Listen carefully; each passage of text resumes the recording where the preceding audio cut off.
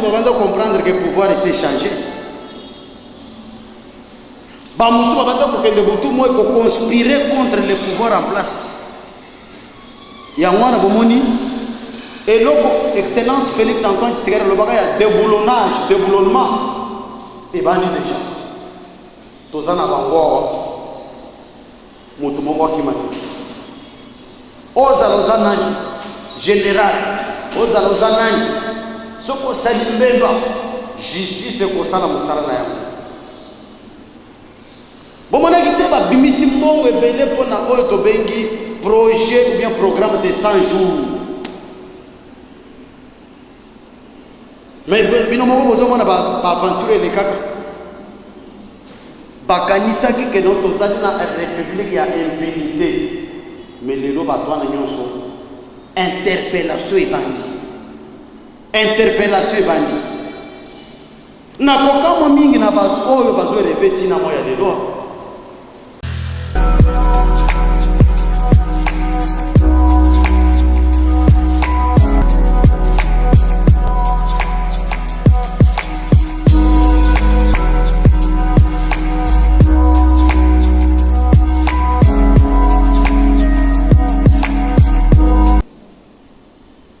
Mbote na balandi oyo bamesana kolanda biso na YouTube ou bien etando ike ba combattant ya UDPS bandeko na biso oyo balingaka changement na mboka na biso ba oyo bazalaka attaché na ba actualité ya mboka topesi bino mbote mingi. Lelo nazali na esengo ya koleka na émission oyo bino boyebi bien oyo bino nyonso bolandaka bolingaka mingi elongo na biso awa mpe tolingaka ngo mingi oyo tobengi Yokason TV de l'UDPS. Premièrement, avant nakota na ba actualité na sepeli na pesi initiative oyo vraiment soutien na ngai makasi.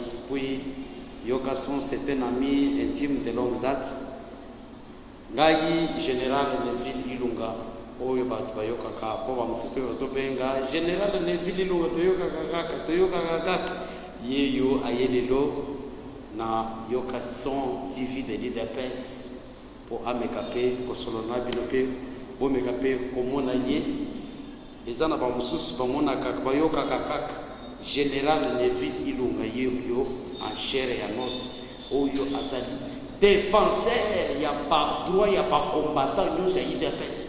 Soko fingi de combattant UDPS, défenseur Azali. Soki onyokoli combattant UDPS, défenseur Azali. To yebi ke na armée, ba généraux bazalaka.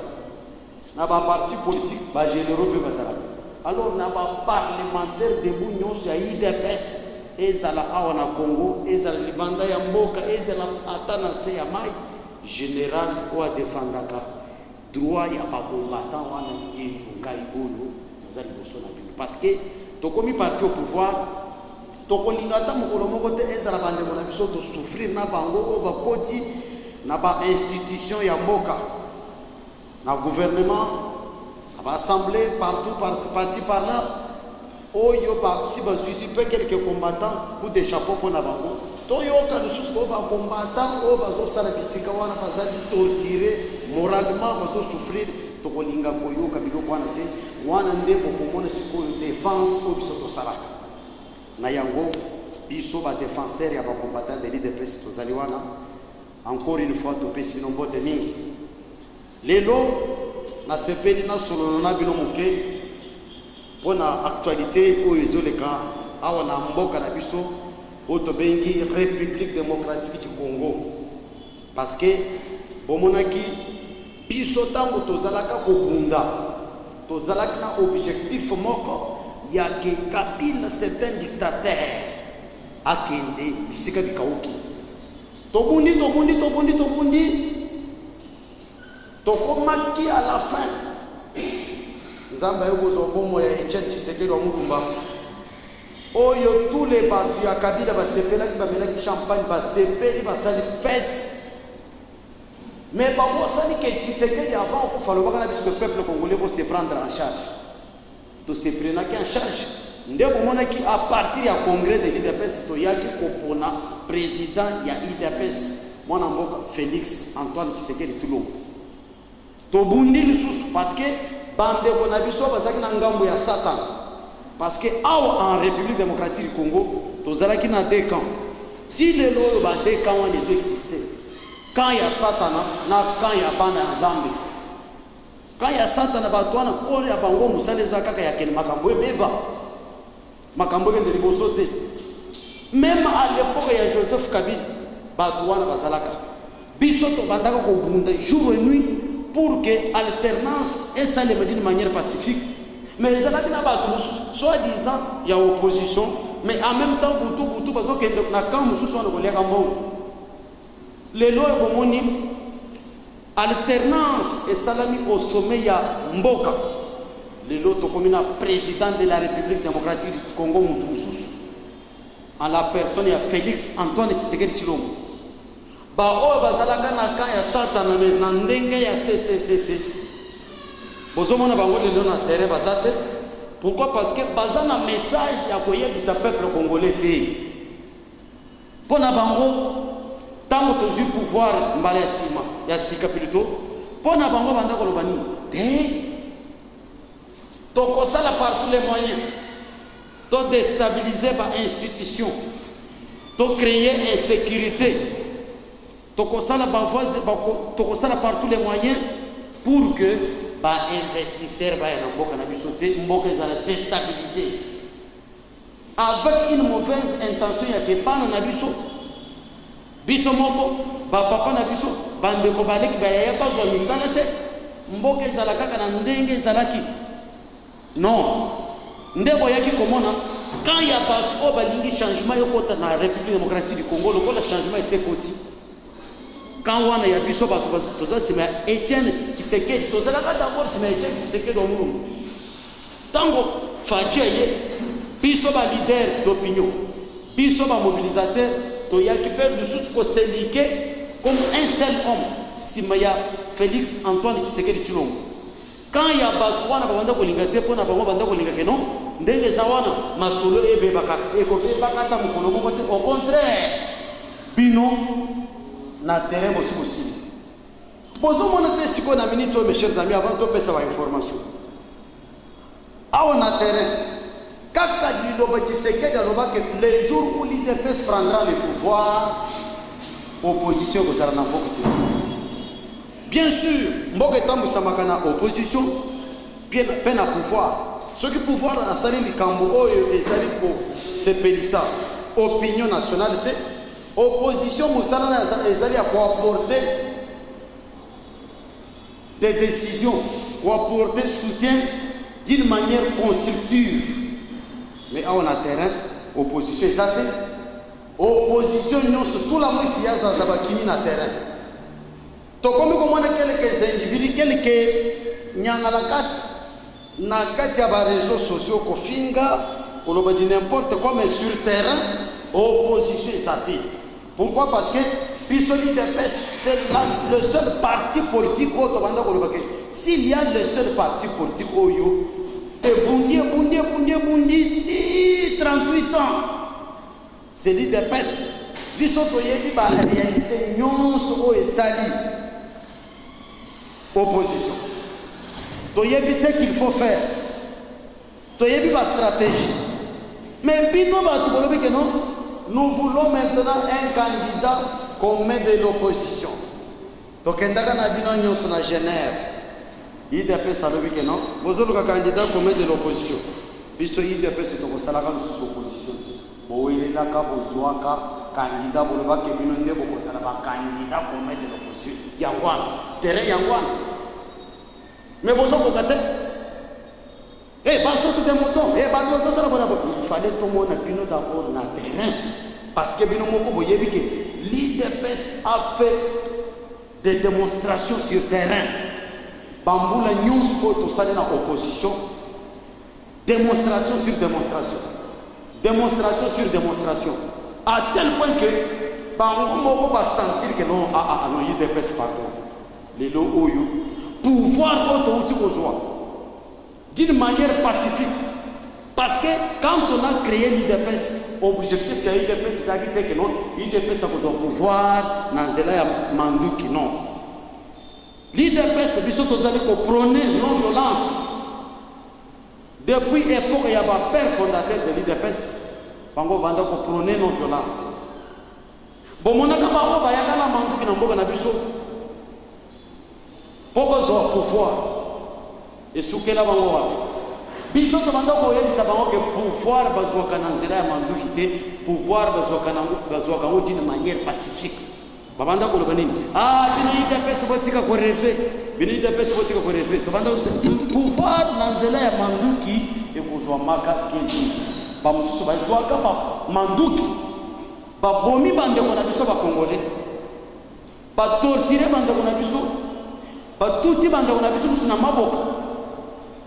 Pour bakoma na Kisasa, bakoma ba vice-président. Tango bozoka manduki wana, po bakoma ba président. Bobundi saka wana azalaka kaka président pe abandaka ko kochebi. Soni. Au contraire, l'IDPS aboya ka kokende na processus wo wana. Il y a 1 + 4 = 0. Pourquoi? Parce que ezalaki lisanga ya ba belligérant. Après avoir torturé nos frères, Naba Est, Naba Zamba, Naba Village, Nanzela ya rébellion, Baye Awana Kishasa, Bakomipe ba vice-président. Mais l'IDPS malgré makamona nyuso abundi. Batwana bakimi, batiki IDPS na terre. Donc au moment de l'élection, les mêmes rebelles veulent devenir des donneurs de leçons. Est-ce que vous savez un rebelle, comment peut-il devenir un donneur de leçons? Ça, c'est une distraction. Il y a non. Comment un rebelle candidat président de la République?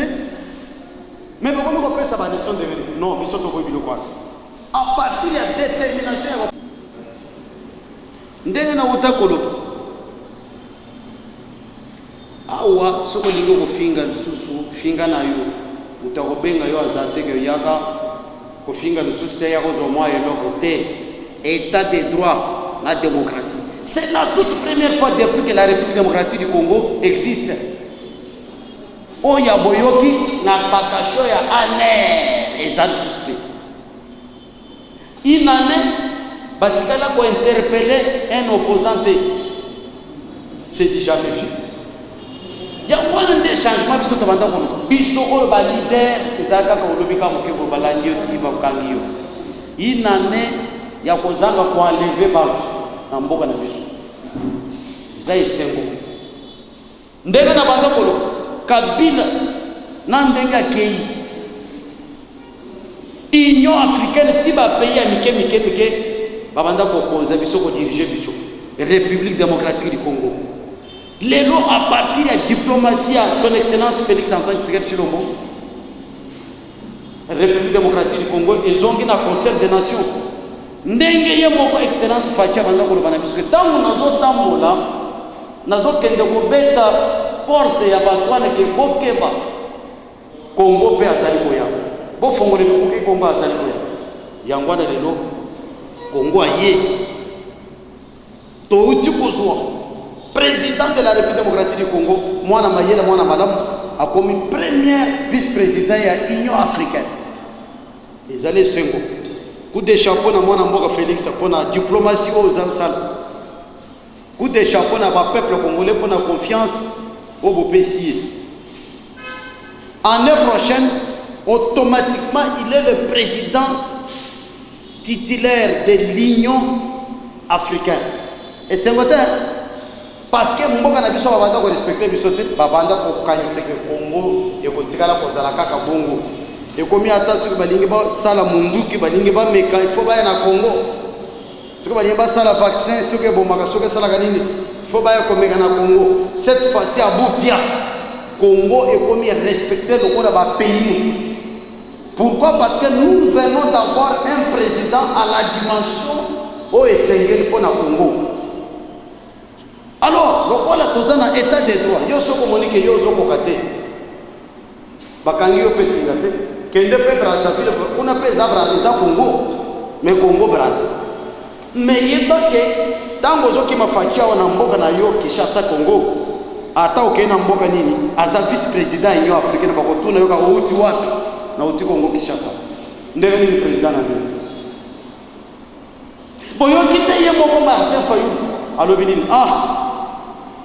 batu oyo mibale Bemba na Katumbi ba opposer ngai na Félix ndeko na ngai lelo babimi bana malamu bazobima bango moko lokola bana malamu epana non to bandaka koyebisa bango que le pouvoir en Afrique se négocie. Il faut d'abord une bonne diplomatie. Mais bango bawelelaka ko apuye mutu moko o atikala banda abotama ko sala diplomatie te pour à devenir le président. O segalena oyo depuis son enfance ba initié na école ya diplomatie et pas Etienne Tshisekedi Mulumbu. Yango na ba pays na biso mususu o ya Afrique babandi ko banga biso parce que bayebi ke mutu aye kuna c'est un fin diplomate. Ça c'est ngo pona biso. Yango na bomona ki même na mboka na biso. Même ba militaire mususu babanda comprendre que pouvoir s'est changé. Ba mususu babanda ko kende butu mo ko conspirer contre le pouvoir en place. Yango na bomoni et l'autre, Excellence Félix Antoine Tshisekedi le bagage a déboulonnement et bani déjà. Tozana bango mutu moko kimati. Ozaloza nani général, ozaloza nani soko salimbelwa justice ko sala musala na yango. Bomona kite ba bimisi mbongo ebele pona oyo to bengi projet ou bien programme de 100 jours. Mais bino moko bozomona ba aventure le kaka bakanisa ki que notre zali na république ya impunité mais lelo batwana nyonso interpellation et bandi na kokamo mingi na batu oyo bazo reveti na moya lelo pouvoir ça na maboka ya président azakaka moko Excellence Félix Antoine Tshisekedi. Soko boy katisa Brazzaville kende ba pays mususu awo tozana 10 ans de règne parce que premier mandat deuxième mandat to kosala en 2023 soko yo monique pona yo esoko ozoko kate mon frère biso yo soza ba africain kendo pona pays mususu en Afrique ofanda mais awa to ko bunda nous sommes maintenant dans la phase ya comment conserver le pouvoir objectif ya parti politique non c'est ça ya ko conquérir le pouvoir, pour conserver le plus longtemps possible. Mais nous avons dit tant que président de l'IDPS, Jean-Marc Kabunda, que je salue en passant, un homme fort, courageux, constant, incorruptible.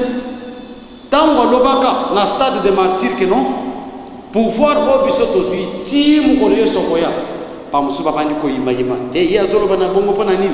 Papa a lobby pour un parti politique parce que les amoureux ont un objectif à parti politique. Et tant que yo sommes un parti politique, oh ya yope. Bon, d'après parti politique, et conquérir le pouvoir et conserver yango. Yo moni na Afrique du Sud. Alors, bisolo wala tozu pouvoir auto. Yebi comment nous avons souffert. Ce n'est pas un cadeau ba pesa biso. To yebi comment nous avons été torturés na mboka o. Et puis bango batwa ba tortira ka biso na bazoka ni sekeno to bosana bilo kwa to bosana te chose grave balingi bako ba pe ba donner de leçons ndenga na mwana ka pe ba mususu wana kimbutu basi ba meli jamba balangwe basali lisanga ya ba gouverneur ke o biso pe to sali collectif ya ba ancien gouverneur pour to sana ba expérience ya ko apporter pe na développement ya boka expérience ni o bilo ko pesa biso boza ba assassin Bamibi et l'autre ni nous pour ça peuple congolais est moko aza très intelligent peuple congolais est moko yebi que Félix est moko est plus intelligent parce que bele manda ko ndimate que Félix ko kamba mboka na yango tozebi sabino la République démocratique du Congo et ses ongles sur les rails. Même en Zamba, le Congo est bien.